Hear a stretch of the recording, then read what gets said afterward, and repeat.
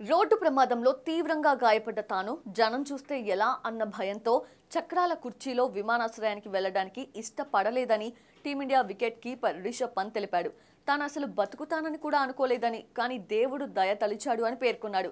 2022 December 30న Pant car ప్రమాదానికి గురైంది.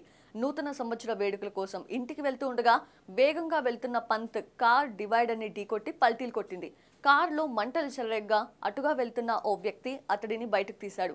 దాంతో పంత్ ప్రాణాపాయం నుంచి బయటపడ్డాడు. అయితే తాజాగా రిషబ్ పంత్ మాట్లాడుతూ, రోడ్డు ప్రమాదం నా జీవితాన్నే మార్చేసింది. నేను బతుకుతా అని కూడా అనుకోలేదు, కానీ ఆ దేవుడు నాపై దయ తలిచాడు.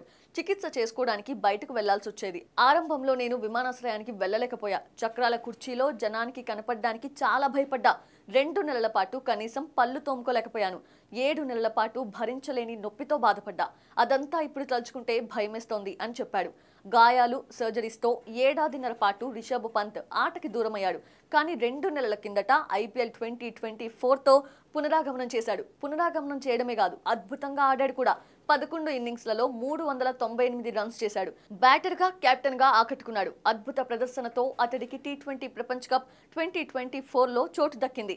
T20 ప్రపంచ కప్లో మరోసారి భారత జెర్సీలో పంత్ కనిపించబోతున్నాడు. తుది జట్టులో చోటు కోసం అతడు సంజు శాంసన్తో పోటీ పడాల్సింది. కానీ IPL 2024లో సంజు అద్దరగొట్టిన విషయం తెలిసిందే.